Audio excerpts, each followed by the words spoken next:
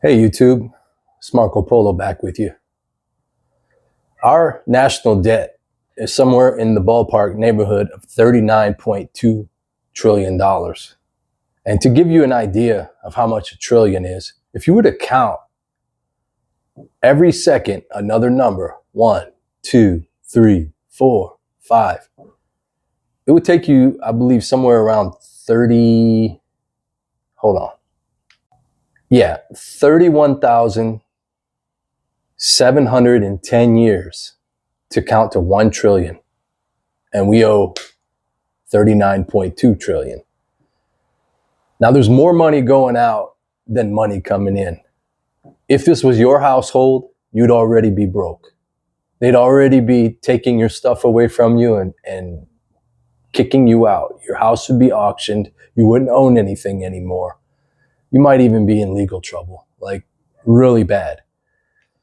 But since it's a country and we have a strong military, who's going to do that to us? So we just keep running the deficit. These politicians have gone ape crazy. They've gone too much, too far beyond redemption. We are insolvent and we will never pay this debt unless the only route they have is to inflate it. And that's what they're doing. They're inflating our money. Since the debt is so high, the dollar must become weaker for them to be able to manage this huge debt. So $1 in value can become $10 to value to that one that used to be. And then you just cut the deficit by 10%, into 10 slices, basically. Divided by 10. So if the dollar breaks down to the value of about 10 cents, then the deficit, 39.2 trillion, becomes 3.9 trillion in the grand scheme of things. It's crazy math. It's crazy to think about. But it is what it is. And that's why our jobs, our incomes, our hard-earned money, our hopes and dreams, all that time you spent to, pick a career, work hard toward what you want, study hard, go into industries, give your all, work extra, stay late, get your certifications up, do everything the right way so that you can maximize the amount of money that you bring home and bless your family with. And in the end, Uncle Sam, the government, devalues and debases your money. Now, another method that could possibly be used, and who knows, maybe it's a long shot because the debt is so large, but is to grow the economy. If you can grow the economy with new technologies and new systems in such a rapid and massive way, you can actually make the debt inflate, the inflated debt, you can manage it because the value of your economy grows in such a manner that it grows to be worth more than the debt itself. But who's to say if we grow this economy, which we are growing, maybe not in a fast or rapid way, but I think AI is the next thing that they're pushing. AI and robotics, when they come out and they're going to take jobs and grow industries in a massive way, they're going to try and expand our economy in that way. That's why, they're all in on these data centers, and they're all in on these new technologies because you can't look back. Looking back means they would have to face depression, not just recession. We're beyond that. What we're looking behind us, if we were to go the correct route, we should have been in recession quite a long time ago. A lot of people say we never made it beyond 2008, 2009 when the economy did crash. They said, it's been like a zombie economy ever since. And then when, the cerveza sickness came out a few years back, it actually made things worse. It pushed the inflation beyond measure. We inflated our money supply. How many times? 5, maybe 7 times. Correct me if I'm wrong. What it was pre 2019. So imagine you have $1 and you cut it into 5. Cut it into 5. Your dollar's worth 20 cents, right? Everything hasn't caught up with that yet. It is, though. Steadily, little by little, they're chipping away at our value of our cost and value of our labor. And asset holders are the ones who are winning big time. So that's the wealthy. The wealthy already understand this game is to hold assets that pay you, assets that spring off money, that have revenue, that have cash flow, such as rental properties, businesses, dividend paying stocks, or even stocks themselves. If it's in a growing company, these company values are skyrocketing right now because of the value of the US dollar is going down. That's why we're hitting record highs, one right after another. Today, as I speak, the markets are down. They're down significantly. The QQQ, the NASDAQ, is down about 4%. The S&P, 2.5%. So, there's a lot of craziness going on in the market. A lot of up, down, up, down. But all in all, it's been up, an upward trajectory. Technically speaking, it's going to go down again. Technically speaking, there's been some gaps left in the charts, and charts pretty much call it right there. So we will be heading back down. And who's to call it when it's going to happen? A lot of people smarter than me possibly thought they knew, and they got wrecked. They just get wrecked. And the rest of us already getting wrecked.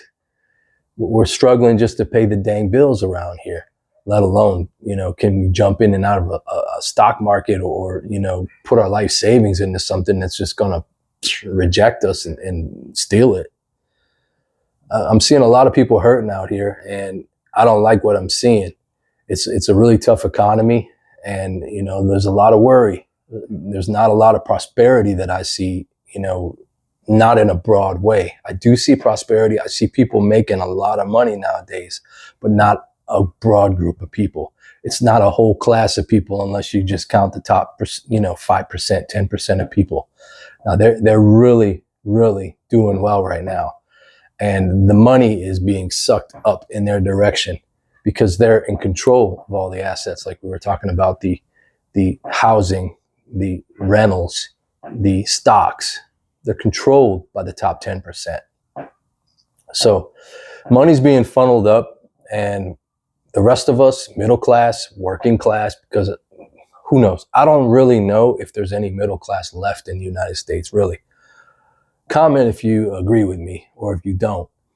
But I don't believe there is. I believe now we're a two-class system. You're either the wealthy or the working class, or even below that, the non-working class. It doesn't even make sense to be stuck in the middle somewhere because you're at the highest tax bracket when you're paying taxes as an employee. They're taking the most out of your check, the most deductions, and they're kicking you down, and they don't give you any help. You get no help when you're in the middle. When you're on the bottom, you get help. When you're on the top, you get breaks. You get special and unfair advantages. We're not all playing by the same rules, even though we're all playing the same game. It was preordained for many people that were born into the right, situation with the right parents or the right family, and they're rising or already elevated from the very beginning. Now, as for the rest of the people, we're born into struggle, and struggle is something that does build character. Struggle is something that if you can overcome it, you are a stronger individual than the person who never knew the struggle. The thing is, some of this struggle, some of this weight, you can't just put so much weight on somebody and think that they're just going to overcome it. Overcoming struggle is very, very difficult. And financial struggle in today's economy, in today's climate, is a very common thing. And when it's very common and everybody's in it, everybody's trying to get out of it. A lot of the avenues to wealth building and getting out of, poverty are already taken. They're taken by the higher class, and they're stomping on. They've taken all the money. I've heard this sort of said before. They're taking all the money. They climb the ladder, and when they get up there, they pull the ladder up so nobody can follow them. A lot of greed, a lot of greed. And our government is not helping us out whatsoever. We're being taxed at a higher rate than I've ever seen or heard of in my entire life. And even in the history books, you don't see or hear of this kind of tax. If you look at it, you're paying tax on the money you earn. You're paying tax on what you own, such as property or a vehicle. You have to buy a tag. You have to pay tax on the gas. You have to pay tax on, you got to get an ID. That's another tax. Why? So I know who I am. So I can present to you a card with all my information that tells you who I am. What good does that do me? So that you can let me pass somewhere? I don't even understand it. I understand people need to know who people are, but they shouldn't be charging you for that. I'm not the one who doesn't know who they are. How about that? Anyways, it's a pretty tough society we're living in. It's a pretty tough world we're living in. And a lot of countries are dealing with the same situations as us here in the US, but maybe not to such a degree, or maybe to worse degrees. The thing is, we're not used to it here in the US, and we are considered a dangerous country.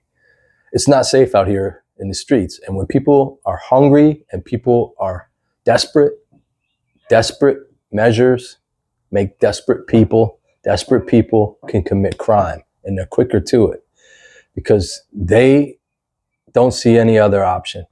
They turn to their animal instincts. So you got to watch out for people nowadays. You got to keep your head on a swivel, keep your head out of the cell phone, focus on what's around you, situational awareness, protect yourself, protect the people you're with. Anyways, rant over. This is Marco Polo. If you like my content, subscribe to my channel. I sure would appreciate it. I'm growing this channel organically, and I need your help. Like my video, subscribe. Have a great day.